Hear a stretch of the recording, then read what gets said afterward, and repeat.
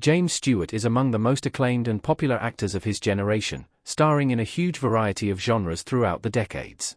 However, one of the few genres where Stewart never really found major success was film noir, a variation of the typical crime narrative that became popular in the 1950s for its dark aesthetics and cynical storylines.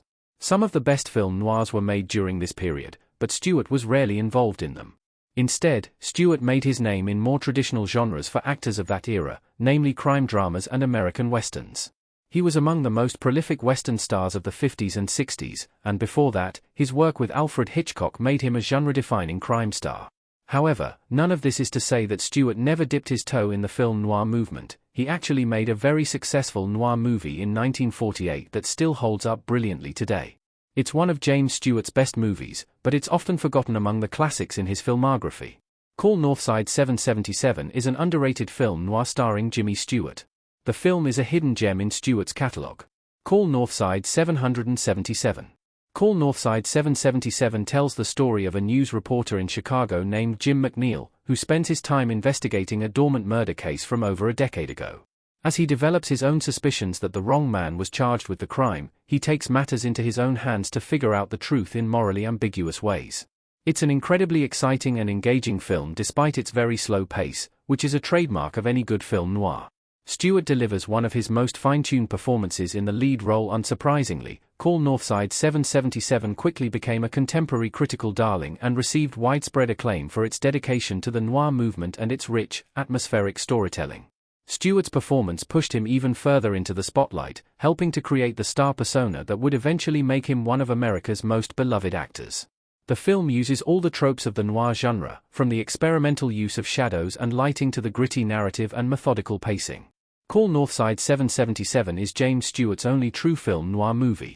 Stewart hasn't done anything quite as noir since then.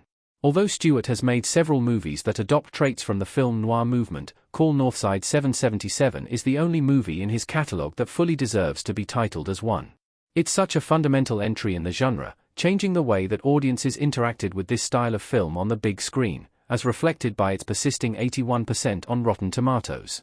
That being said, many of James Stewart's collaborations with Alfred Hitchcock have been loosely adopted by the noir genre due to the methods by which they pay homage to this cinematic movement. Vertigo may be the most obvious example of this. While not strictly a film noir in itself, it clearly references the genre through its dark mise-en-scene and criminal conspiracies. This was the case with many of Hitchcock's movies. They're not strictly noir, but they wouldn't exist without that genre coming first. The director's tonality was slightly different, which is why a straight-cut actor like Stewart fit more neatly into his narratives than the more ambiguous leading men of the noir movement. James Stewart wouldn't work in most film noir movies, but was perfect for Call Northside 777. Stewart's image wasn't ideal for the noir genre. As mentioned, Stewart didn't have the kind of public image that was expected of actors within the film noir genre. At least during the early years of his career, he was perceived as a very moral and stoic leading hero, with roles in Rope and Rear Window solidifying him as a strong character that audiences could look up to. However, the protagonists of noir movies were often more complex and unreliable, leading the audience down much darker paths that Stewart's renowned charm may not have been well suited for. The movies that defined James Stewart's career always presented him as a nice guy who was either wrongfully treated or used his morality to save the day. This is clearly seen in projects like The Philadelphia Story or It's a Wonderful Life. It's hard to imagine George Bailey in a project like The Big Sleep, which is why James Stewart wasn't frequently considered for such roles.